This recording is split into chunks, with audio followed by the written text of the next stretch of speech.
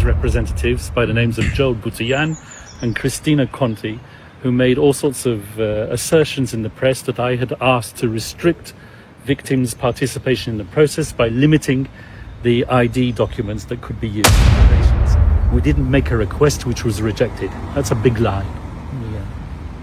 Di ba? Kasi sinungalingan daw po yun mga kaya. Sinungaling talaga to si Conti, no? Hindi naman pala niya inaano yung national ID tsaka passport lamang. Sinungaling talaga. Sabi niya hindi nag-response lang kami kung paano namin i-verify sa Social Security yung mga biktima.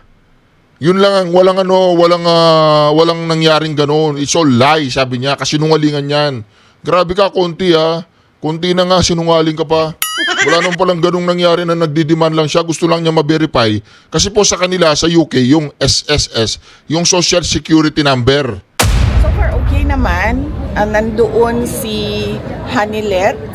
Umuwi na yung kapatid ko, si Kitty, dahil kailangan niya pumasok sa paaralan. Nandoon yung partner ni President Duterte ngayon, si Hanilet. At nandun din kasabayan niya yung kuya namin, si Paulo Duterte, yung tumatakbong congressman sa Davao City. So, nag-overlap yung schedules nila para makapag-endorse si Hanilet sa kuya namin kay Congressman Pulong. And aalis na rin si Hanilet, babalik na rin siya sa Pilipinas. So, ang maiwan doon ngayon ay si Congressman Pulong Duterte hanggang bago sa araw ng eleksyon dahil kailangan din niyang umuwi, dahil kailangan niyang bumoto sa Davao City. Vice, you are endorsing the Duterte plus 2. Sa local ba dito sa Cebu, are you endorsing the any governor? Wala akong interactions with mga governor candidates except kanina nasalubong ko yung isang candidate, si Miss Pam Baricuatro. Meron siyang handshaking sa North Cebu ngayon. So nakita kami by chance doon sa labas ng cemetery ng Danao. At masaya ako dahil nakita ko sa kanilang mga uniforms nandoon yung pagmumukha ni Pangulong Rodrigo Duterte. At nagpapasalamat ako sa suporta nila. Sinabihan ko yung candidate, si Ms. Pam Baricuatro. Nagpapasalamat ako dahil sinusuportahan nyo si Pangulong Duterte at tumutulong sila sa panawagan na iuwi na ang ating dating Pangulo dito sa Pilipinas. But you are not officially endorsing her yet? Wala namang mga ganun, ma'am. Pero kaibigan ko naman si Ms. Pam Baricuatro bago pa man nagkaroon ng filing of candidacy, bago pa nagkaroon ng 25 May elections, ay magkakilala na po kami noon pa. Kaya hindi po odd or awkward sa amin na magkausap at magkita. Vice, sinabi mo noon na wala kayong i-endorsong kandidato, pero what made you decide po na endorse sila Camille, sila Senator Amy at yung buong slate ng PDP? Opo, naalala nyo, ang galing ng memory mo, naalala nyo noong ako ay nag-resign sa Department of Education, yun din yung time na nagtanong sa akin si dating Pangulong Rodrigo Duterte kung pwede ba akong tumulong sa PDP at mga kampanya sa mga senators. At yun din yung panahon na nagtanong din sa akin si Pangulong Marcos. Tinanong niya ako kung sasali ba daw sa alyansa ang hugpong ng pagbabago ang HNP dahil noong 2022 ay syempre HNP, ako, and then magka-tandem kami sa elections. And silang dalawa, sinabihan ko na hindi muna ako sasali sa ngayong election dahil alam mo yung hindi naman maganda yung karanasan ko sa mga pagsama at pag-endorse ng mga candidates noon. Ngunit nagbago yung panahon dahil nangyari yung pagkuha sa ating dating Pangulo dito sa ating bansa, dinala doon sa The Hague. Pagdating namin doon sa The Hague, nagtanong na naman si Pangulong Duterte kung pwede ba daw ako tumulong sa senators, 10 senators ng partido niya dahil naiwan sila dito sa Pilipinas. At sinabi ko sa kanya na okay, since wala ka naman na doon sa Pilipinas, pwede akong tumulong sa 6 PDP candidates and 4 guest candidates, no, ng Duterte. Ang tawag nila ngayon sa kanilang grupo ay Duterte. So yan po yung panawagan na block voting o vote straight doon sa 10 senators ng Duterte. At ang kay Camille Villar naman at ang kay Senator Amy Marcos, tulad din kay Pam Baricuatro, hindi naman odd or awkward dahil si Senator Amy Marcos, kilala niya ako, magkakilala kami. Actually, first time kami nag-meet at nagkakilala dito sa Cebu. Ni Senator Amy Marcos noong taong 2012. 2012 kami nakita dito unang-una sa Cebu. At si Camille naman ay matagal ko na rin siyang kilala. Matagal na kami merong exchange ng mga ideas on motherhood. Dahil napakabait na tao ni Camille Villar at napakabuting ina ni Camille Villar. In fact, nung nakita kami bago lang dahil ginawa namin yung kanyang advertisement, ang kanyang endorsement. Ang napag-usapan namin ay pamilya pa rin. No? So sabi ko sa kanya, medyo magiging busy ka dahil kampanya, dahil magiging senator ka. Tulad din sa akin, ganyan din yung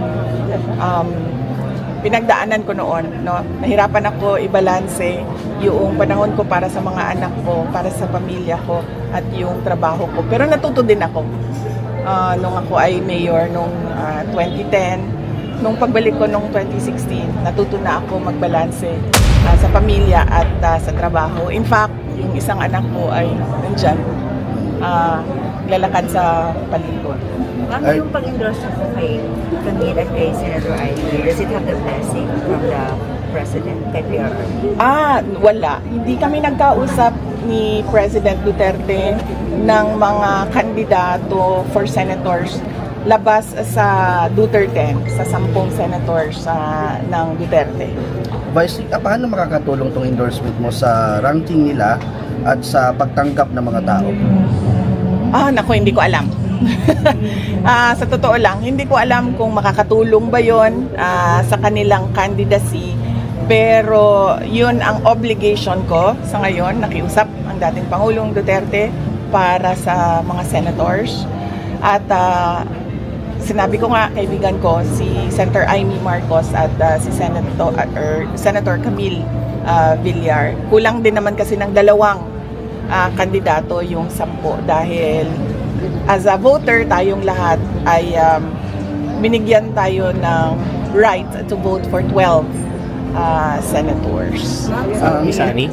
Maybe your visit to Cebu is also to endorse and campaign, considering that Cebu is also a vote-rich province.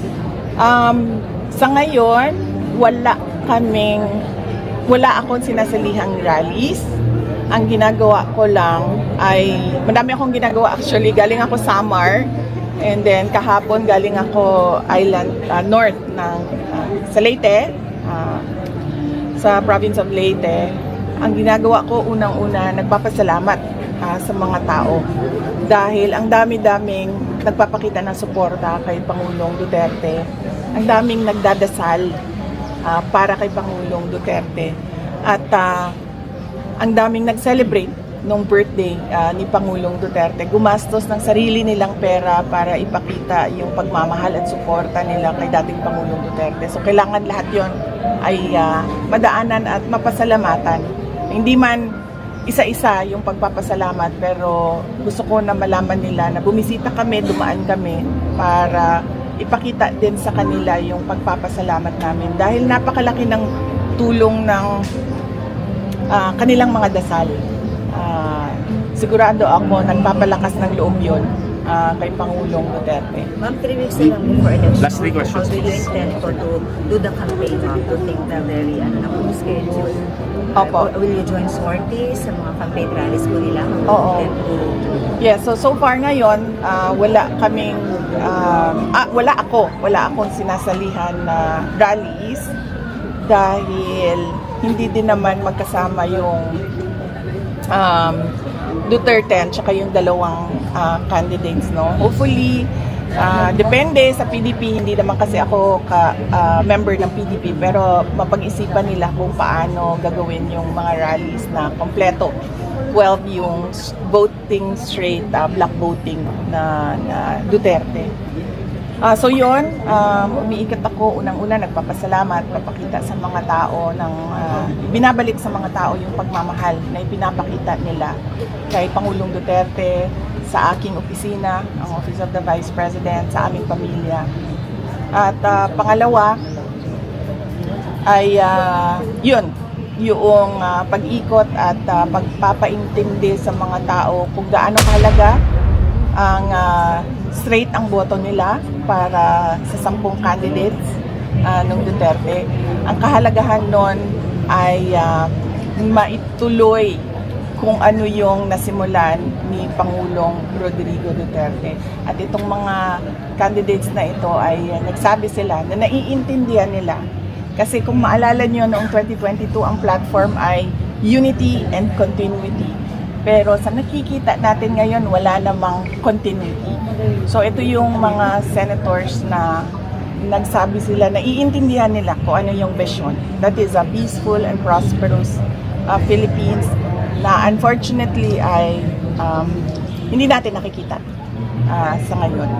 So yun yung pinapaintindi sa mga kababayan natin at sa mga botante. So wala pa pong plano kung halimbawa makompleto ang lineup nila na mag-join kayo sa mga meeting di advanceable nila. At least your presence should be there po. Ito na ginagawa ng PRRD. Oo. Kasi noong pag-uwi ko ng galing sa The Hague, meron na silang ginawang schedule na hindi siya nag-jive doon sa schedule ng pasasalamat ko sa mga tao. Dahil pagdating ko, may schedule na ang PDP, and pagbalik ko, galing dahil kailangan ko pasalamatan yung mga tao. So kailangan ko daanan lahat yon, from Samar to Leyte to Cebu to Negros, and then papuntang Mindanao. So hindi nagkatugma yung schedule namin, pero kagabi lang ay ginagawa namin yung materials namin.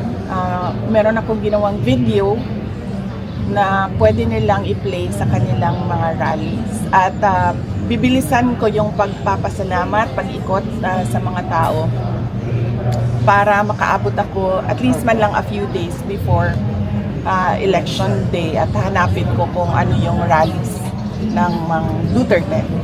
Last two questions. Gusto ko na makuha yung reaction niyo sa sinabi ni Congressman Ortiga na kaya daw na nag-endorse kayo para makakuha ng kakampi sa Senado para sa impeachment hearing. Anong masasabi mo doon?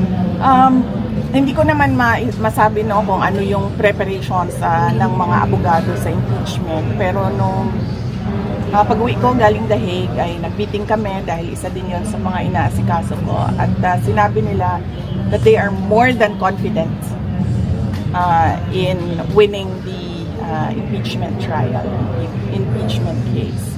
So, yan lang yung masasabi ko. May iba pa po kayo ng Some members of the Congress are also saying that this is your political move. Any comment? Hindi ma'am kasi ang nag-trigger ng paglabas ko ay yung ginawa nila kay Pangulong Duterte at yung ginawa nila na injustice kay Pangulong Duterte na kinuha nila dito sa Pilipinas, sa pilitan nilang sinakay sa airplane na walang mga permiso, walang mga permits at dinala nila doon sa Hague at ipinakulong nila sa mga dayuhan. So kung makita nila, nagsabi naman ako na hindi ako kasali sa campaign na ito, ginawa ko naman yon. Pero nangyari yung kay Pangulong Duterte at nagkausap kami doon sa Hague at sabi niya wala na ako, so pwede bang tulungan mo yung mga senators? So sabi ko oo, kaya ko yan gawin dahil nagawa ko naman yan noong 2016, 2019, 2022. So, it's nothing different ngayon except that nadagdagan siya nung pagpapasalamat sa mga tao dahil sanabi ko nga, napakalaki ng suporta ng sambayanan kay Pangulong Duterte at ang daming kung makita ninyo sa mga paglibot namin, ang daming umiiyak at nagsasabi na ibalik dapat ang dating Pangulo dito sa Pilipinas. Ma'am, Last question. Yung pag-address talaga, ma'am, yung talaga yung nagpabago ng puso at desisyon mo really to campaign for candidates po. That triggered po really your, the change of heart, change of mind to endorse candidates. Yes, ma'am. Opo.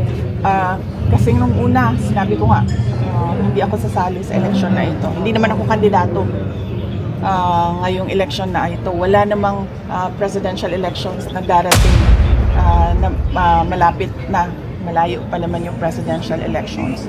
Ang aking impeachment, sinasabi ng mga lawyers, they are more than confident na mananalo sila sa impeachment. Ako naman, I am most confident with the lawyers working on my impeachment case. So, yun lang.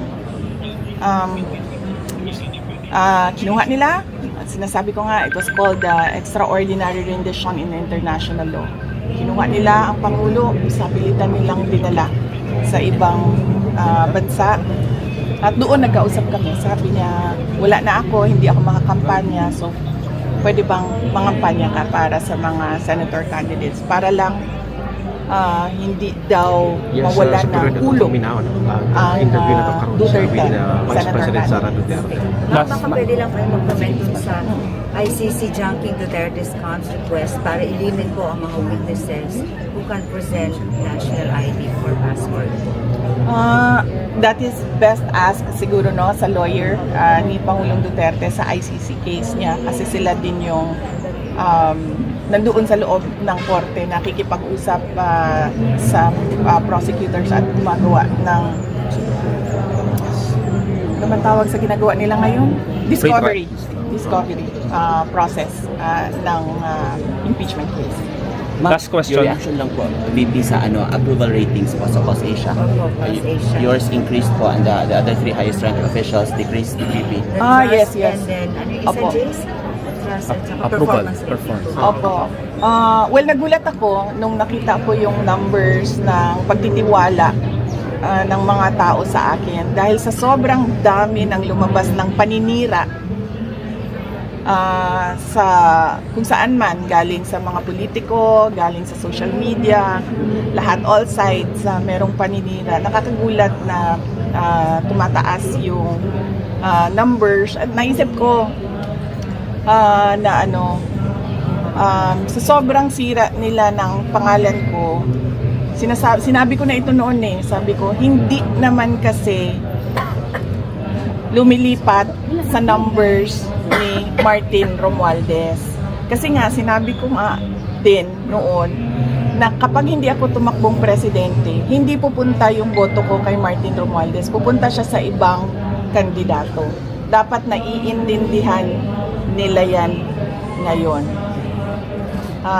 Pero syempre hindi nila maintindihan yan kasi mga brilliant lang na mga tao po ang nakakaintindi na saan ba pupunta ang boto.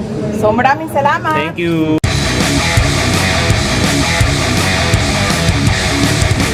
Right, Reaction TVPH nagbabalik. Reaction. Napakaganda po ng mga pag-uusapan natin ngayong mga kareaksyon na mantakin po ninyo mga kareaksyon si VP Sara Duterte habang binabagsak, tinitira, dinudurog at sinisiraan ng mga kalaban, lalo po siyang bumabango mga kareaksyon. Pero kung hindi ka pa nakakapag-subscribe sa ating channel, bago natin ituloy ang ating napakagandang reaction video, huwag mong kalimutan mag-subscribe, i-like at i-share ang video natin. At sa lahat po ng gustong makibahagi at mag-join sa ating community, meron pong butones dyan sa baba. I-click nyo lang yan. At sa lahat ng ating mga members at mga nagpapakulay araw-araw, maraming salamat sa inyong lahat. Ito na.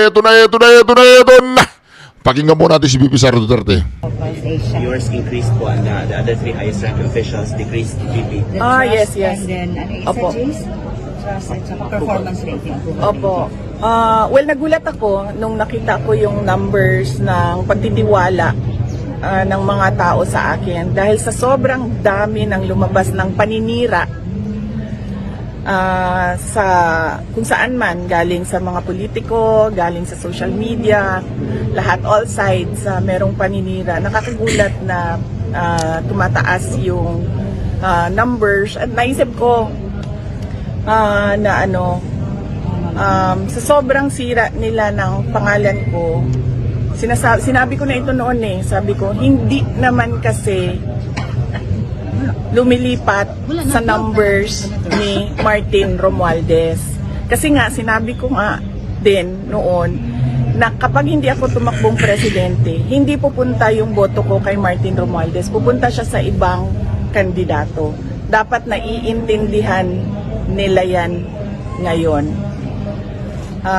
Pero syempre hindi nila maintindihan yan kasi mga brilliant lang na mga tao po ang nakakaintindi na saan ba pupunta ang boto.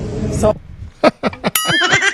Sabi po niya, kahit nasiraan sila, nasiraan siya ng siraan, lahat na supporter ni VP Sara Duterte ay hindi naman pupunta kay Martin Romualdez at kay Bongbong Marcos o sino man ang gusto maging presidente, si Kilay. Hindi po pupunta sa mga taong yan, ang mga supporter ng mga Duterte. Kaya lang daw, hindi nila maiintindihan dahil mga brilliant lang na tao ang makakaintindi dyan. Kaya nga ako mga ka-reaction, di ba? Solid po tayong Duterte. Solid tayong Duterte. At yung kung ang 10 inirekomenda ng Pangulong Duterte, yung Duterte. Tapos, merong 2 inirekomenda si VP Sara, si Camille Villar at si Amy Marcos.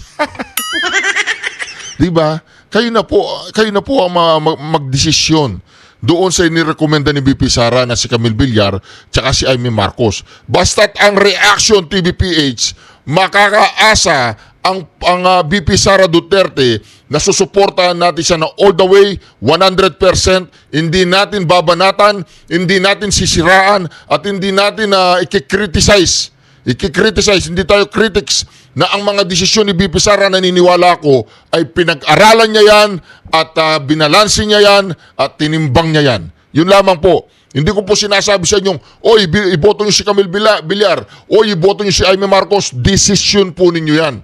Pero, nire-respeto ko po yan. Kaya naman si VP Sara, nire-respeto ko po yan. Hindi ko po sisiraan yan, hindi ko po i-criticize sa publiko ang kanyang desisyon.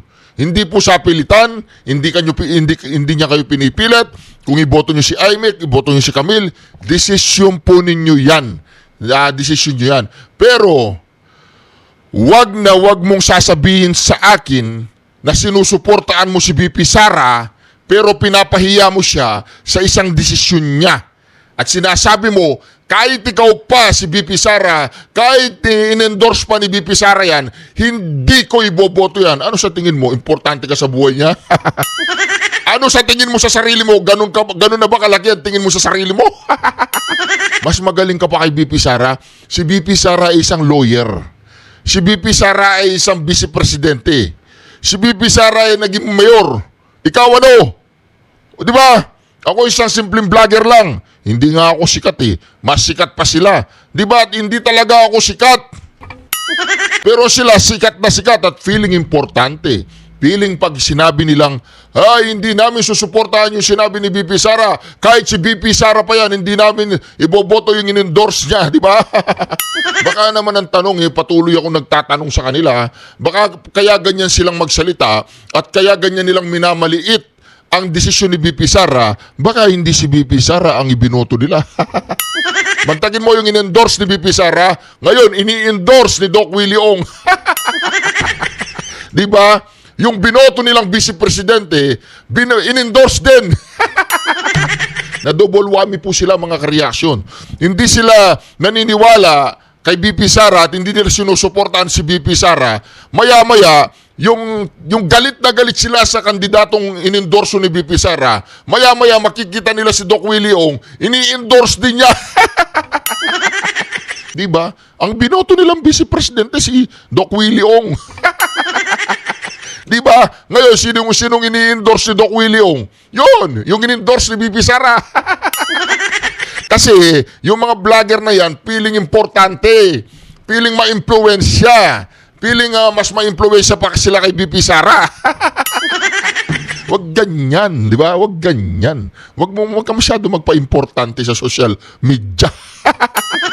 Ako, mga kareaksyon, basta't sino ang ini-endorso ni BP Sara tsaka ni Pangulong Duterte, iboboto ko yung mga yan. Dahil mayroong mga dahilan at malalim na pinag-isipan ni BP Sara. Tingnan mo tingnan po ninyo. Mga kareaksyon, tingnan ninyo ang nangyayari Mantakin ninyo to. Tingnan po ninyo. Kahit anong bagsak nila kay BP Sara, kahit anong ginagawa nilang paninira kay BP Sara, hindi nila na ibabagsak si BP Sara. Alam po ninyo sino na nagkikriticize kay BP Sara ngayon? Sino nang tumitira kay BP Sara? Yung mga vloggers na sinasabi nila sinusuporta nila mga Duterte. Pero mismong desisyon ng isang Duterte, pinapahiya si BP Sara. Antakin mo yan, walang hiya ka. Alam mo ba, every time na sabihin mo, kahit na in-endorse pa yan ni BP Sara, hindi ko iboboto yan. Every time na sabihin mo yon, minamaliit mo yung endorsement ni BP Sara at sinasabi mo, mas matalino ka kay BP Sara at mas magaling kang politika. Hindi ka politiko, hindi ka politika. Vlogger ka, sila, politiko. Politiko si BP Sara at nag-grow yan. Hindi yan isang estatwa na hindi nabuhay. Buhay ang kanyang pagiging politiko. Alam niya ang ginagawa ni BP Sara tapos kayo kinikriticize nyo sa kanyang desisyon. Ayan, yung binoto niyong vice presidente, si Doc Willie Ong, in-endorse din niya. Di ba mga kareaksyon? Ayan, yung mga bumoto kay Doc Willie Ong bilang vice presidente. In-endorse din niya si Amy Marcos. Ang gagaling kasi ninyo di ba? Ang gagaling ninyo. Ayan, ano sasabihin nyo kay Doc Willie Ong ngayon? Kahit ikaw pa si Doc Willie Ong, hindi ko iboboto si Amy Marcos. Di ba mga kareaksyon? Hindi kasi kayo mga politiko, hindi ninyo alam ang laro ng politika, dada kayo ng dada, kuda na kayo ng kuda. Ang pagboto kay Amy Marcos ay hindi pagboto yan kay Amy Marcos, kundi pagboto doon sa no impeachment ni BP Sara Duterte. Kuda na kayo ng kuda gagaling ninyo Ang pagboto kay Amy Marcos ay pagboto sa impeachment na sa anong tawag doon sa para no to impeachment. Akala ninyo ang pagboto kay Amy Marcos ay pagboto sa mga Marcos? Ang pagboto kay Amy Marcos ay pagboto kay BP Sara sa Senado for no to impeach si Sara Duterte. Magpakagaling pa kayo. Mag-practice pa kayo sa inyong anong tawag doon?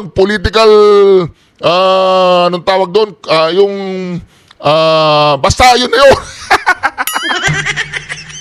Political pinagbabawal na technique gano'n. Di ba mga kareaksyon? Ayan si Doc Willie Ong, yung binoto niyong vice presidente, alam ko itong binoto niyo, ito nga ang kinampanya ninyo Kung ayaw niyo si BP Sara, diretsahin niyo siya. Huwag niyong gawin dahilan si Amy Marcos. Ginagawa niyong dahilan si Amy Marcos di ba? Huwag niyong gawin dahilan si Amy Marcos, basang-basa na kayo ng mga tao. Di ba mga kareaksyon pag nagsasalita sila sa entablado, iba ang gusto nilang maging presidente. Di ko alam kung sino gusto nilang maging presidente. Baka yung nagpapasahod sa kanila. Di ba mga kareaksyon? Huwag ganyan. Huwag niyong titirahin si BP Sara sa publiko. Huwag niyong ikikriticize ang kanyang desisyon kung nire-respeto niyo siya. Kung nire-respeto niyo siya, hindi kayo agree sa kanyang desisyon, di manahimik kayo, huwag niyong iboto yung kanyang desisyon. Huwag niyo na siya siraan, huwag niyo na siyang ipahiya, at huwag niyo na sabihin na napaka-importante ninyo kung hindi kayo makikinig sa kanya. Di ba mga kareaksyon? Kaya kayong mga DDS dyan, mga viewers dyan, mga kareaksyon, kung ano man kayo dyan, alam ko yung mga kareaksyon natin, naiintindihan tayo Pero may mga kareaksyon tayo dyan na hindi sila agree sa stand ng Reaction TV page, pero nire-respeto nila. Yan naman ang gusto ko sa ating mga kareaksyon. Kahit hindi nila gusto ang aking standing sa ibang mga views ng pagdating sa politika, nire-respeto po. Kaya nga proud na proud po ako sa lahat ng ating mga ka-reaction dyan.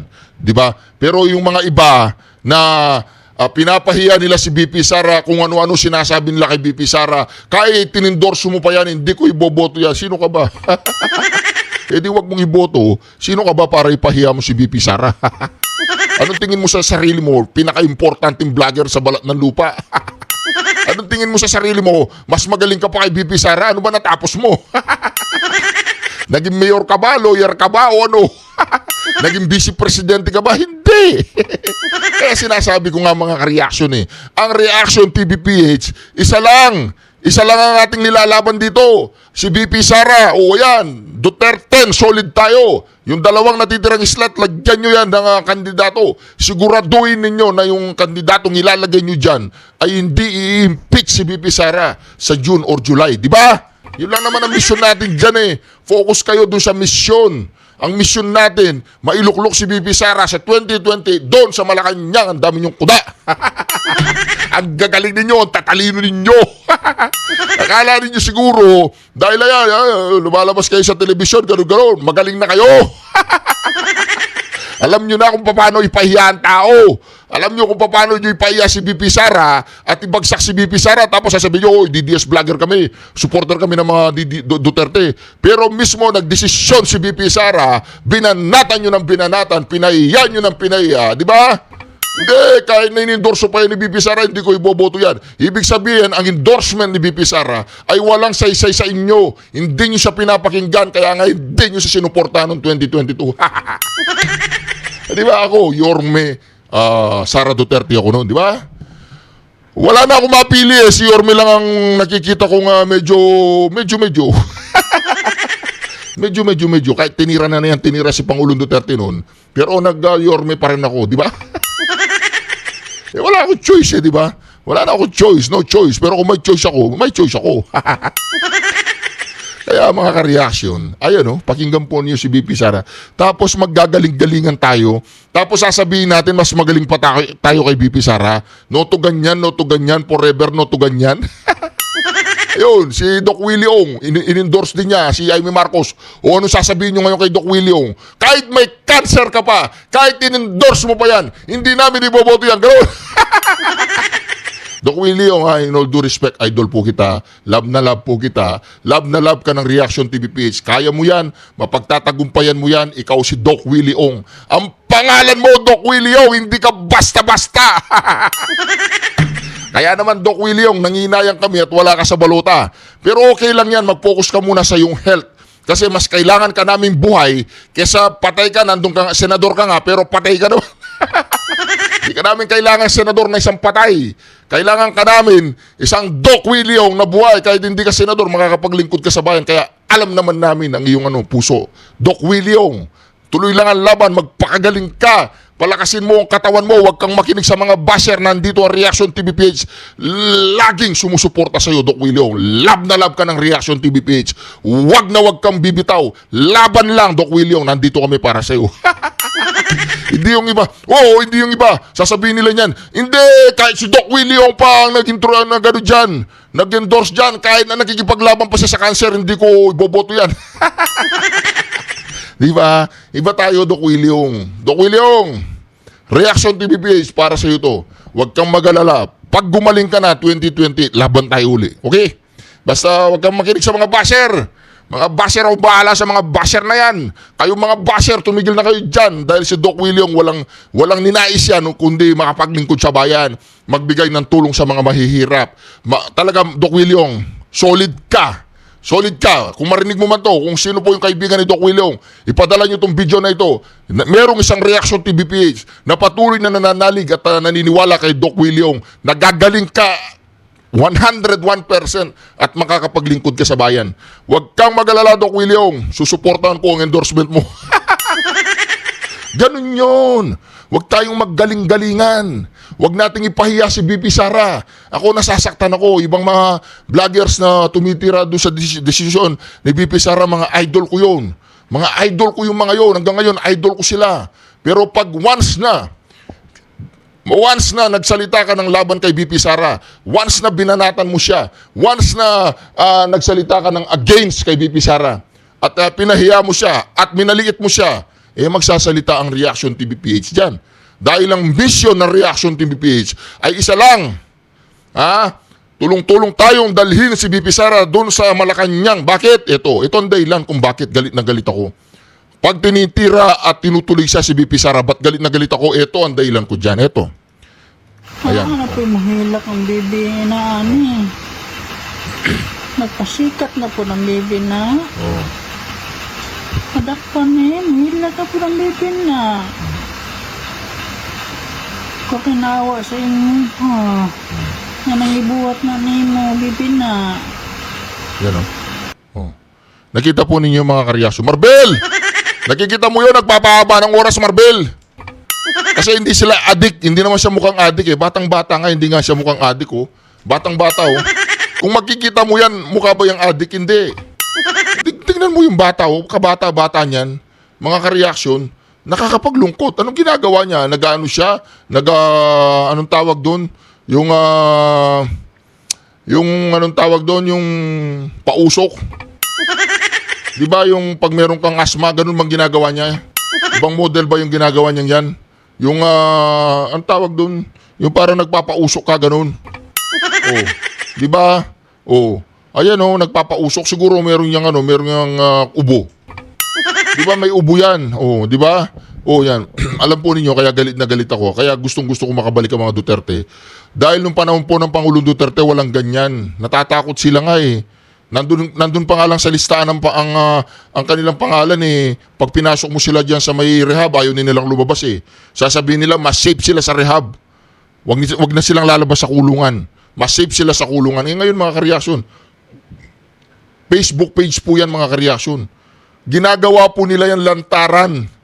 Ginagawa po nila yan mga kareaksyon, nagbablog sila. Diba? Nagbablog po sila, nagpapausok sila. 'Di ba? May ubo siguro yung mga 'yan. 'Di ba? Oh, ngayon, anong gagawin natin diyan?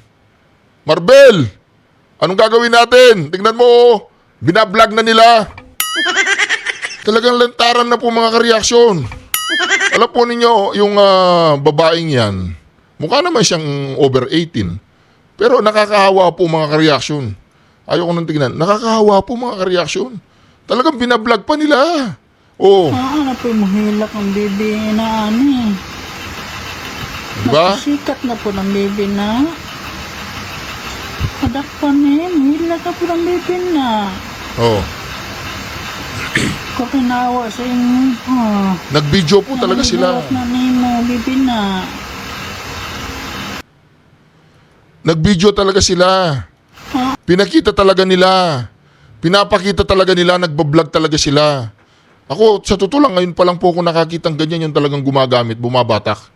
Ngayon pa lang ako nakakita ng ganyan, yung talagang parang live. Ngayon pa lang ako nakakita. Naku, grabe pala. Ganyan lang pala ang paggamit, oh. Tignan nyo, oh. Ano po mahilak ang Ayun, oh. bibi na ani. Nagpasikat na po ng bibi na. Alam po ninyo kung ano sinisingot niyan? Chemical. Lilit ang utak niyan. Di ba mga kareaksyon? Ma-addict yan. Ma-addict po yan. Grabe po mga kareaksyon. Grabe. Mantakin po ninyo, ma-addict yan. Di ba? Dapat, hindi ko alam kung dapat hanapin yung babaeng yun. Kasi dami na po. Marami na pong addict ngayon. Binablog pa nila sa Facebook. Pinapakita pa nila, Marbel! Nagpapahaba ba ng oras yun? May trabaho ba yun? Di ba mga kareaksyon? Nakakaawa. Kaya dapat nating ipaglaban at ibalik ang mga Duterte sa Malacanang. Di ba? Alam nyo, pag si VP Sara ang nakaupo dyan sa Malacanang, wala nang ganyan. Maniwala po kayo, walang ganyan. Mauubos ang mga yan. Walang ganyang mangyayari, kaya mga kareaksyon, wag po nating hayaan yung mga ganyan, nakakaawa po. Grabe po ang sitwasyon natin ngayon. Siyempre, mantakin mo, mismong presidente, hindi ayaw niya mag-political test. Ayaw niya sabihin kung addict siya o hindi. Addict naman talaga. Ang dami nagsasabing addict siya. Kaya kailangan ito si Jaime Marcos, Ikaw dapat ang mag-bulgar sa kapatid mo. Ibulgar mo yung kapatid mo kung talagang adik, ipapolical test mo yan. Kung hindi, kung adik, iparehab mo. Nandiyan naman si VP Sara, ready yan. O pag okay na, edi balik siya bilang presidente, paggamot muna. Dumudugo yung gilagid kawawa tayong mga Pilipino. Hindi na natin alam kung sino nagdedesisyon sa Malacanang. Hindi natin alam kung sino yung nagpapagalaw kay Marcos Jr.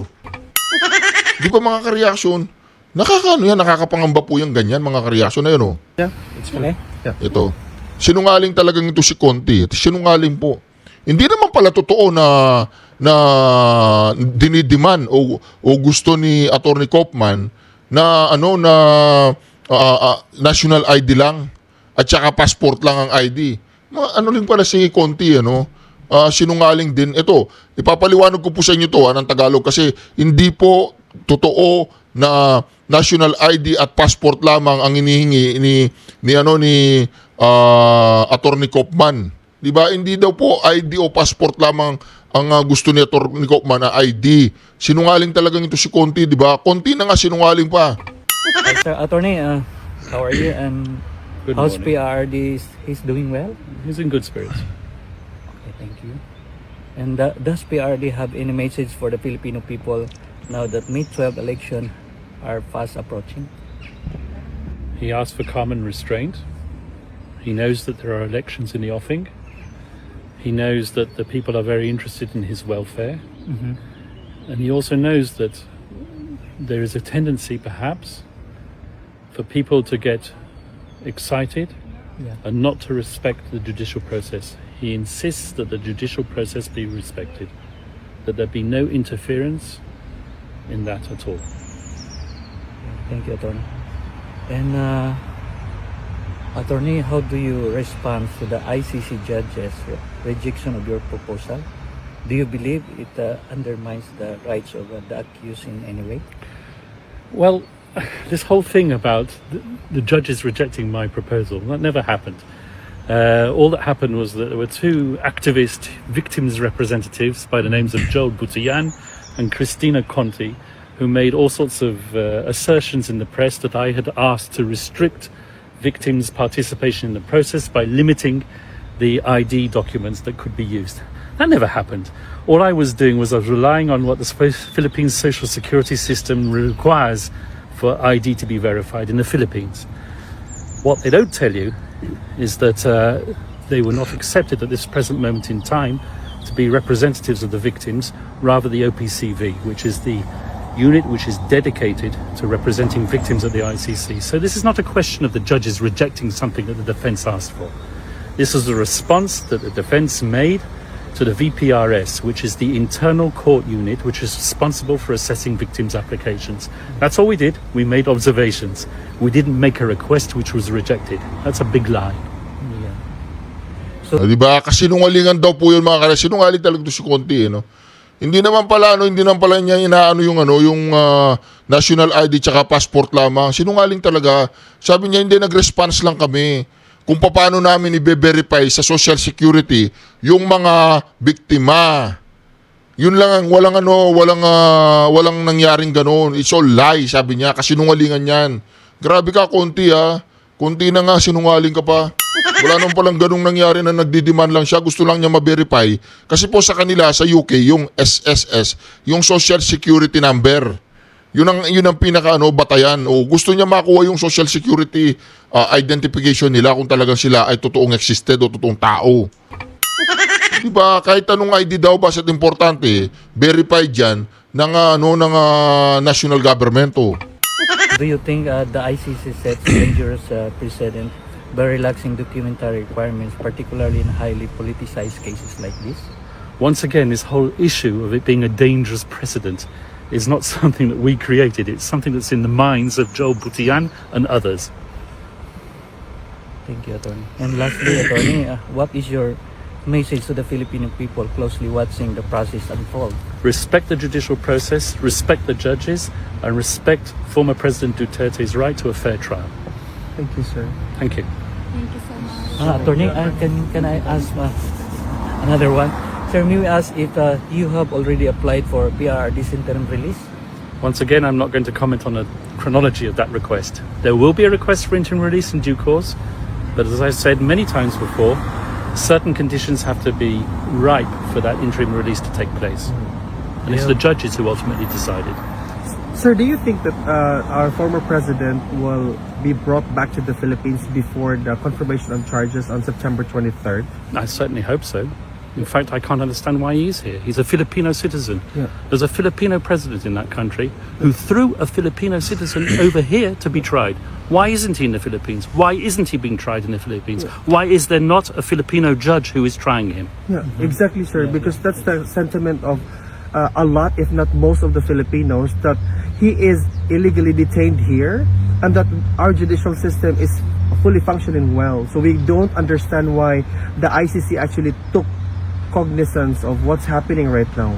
Yes, I fully sympathize with that sentiment entirely. Thank you. sir. Thank O, you, di ba? Thank you, sir. Siya mismo nagsabi mga kareaksyon, bakit nila itinapon, ang presidente daw natin, bakit niya tinapon dito ang former president? Bakit hindi raw sa Philippines nilitis? Bakit dinala sa The Hague? Di ba? Bakit hindi raw dito? Mismo po, ayan o, mismo defense lawyer po ng Pangulong Duterte. Na, kaya itong si Conti, huwag ka masyado sinungaling. Wala naman palang ganun eh. Hindi naman niya pala ni-request at na deny. Wala naman palang ganun, nag-response lang sila para malaman at talagang kung ang mga biktima ay talagang totoong mga tao. Pero yung sinasabi mo, national ID lang, tsaka passport lang, hindi nga eh. SSS ID daw eh, Social Security ID eh. Di ba? Para talagang matukoy at malaman kung talagang yun eh, talagang sila, di ba? Kaya naman mga ka-reaction dito po, mga ka-reaction, mga nakita po natin at nalaman po natin mga ka-reaction na dapat makauwi na daw ang Pangulong Duterte. Yan po ay base sa sinabi po ni Attorney Kaufman, di ba? Ipinipilit umano ng ilang senador na muling magsagawa ng pagdiniga ang Senado kaugnay ng pag-aresto kay former President Rodrigo Roa Duterte. Ayon kay Senator Amy Marcos, chairperson ng Senate Committee on Foreign Relations, kailangan pang malaman kung sino ang may-ari ng eroplanong ginamit sa pagpapadala sa former president sa International Criminal Court o ICC. Gayun din ang pagdating ng mga kawani ng ICC sa Pilipinas bago pa lumabas ang warrant of arrest ni Duterte na taliwas umano sa sinasabi ng gobyerno na biglaan lang nila itong natuklasan. Pinipilit ng ating ibang mga senador, sina Senator Bato, Robin, Alan Peter Cayetano, na magkaroon ng hearing pa kasi hindi pa natutuklasan kung sino may-ari ng eroplano at bakit nagkaganon. Dahil yung ibang version, binayaran daw, charter daw ng Office of the President, samantalang sabi ng iba, ginagamit rin ng Presidente Bongbong. So may mga detalye hindi maliwanag, pero yung pinaka-importante, yung ICC, yung mga investigador, abogado, at iba pang tauhan nila, interpreter, security expert, nandito na pala sa Pilipinas nung nakaraang taon pa, walang gustong magsalita tungkol doon. Kinakailangan malaman natin kung ano ba talaga.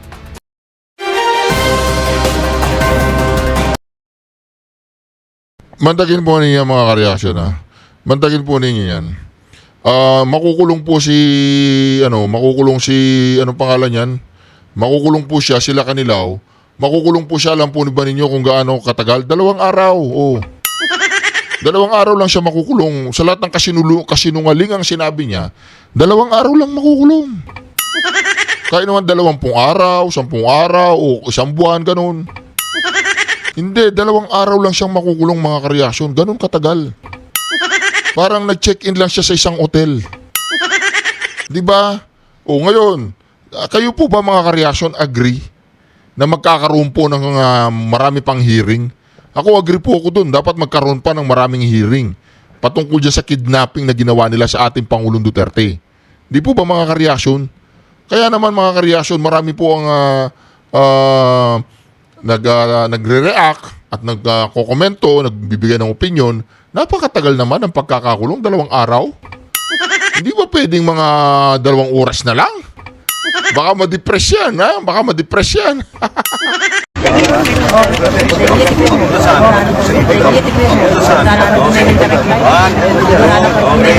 One, two, three, go.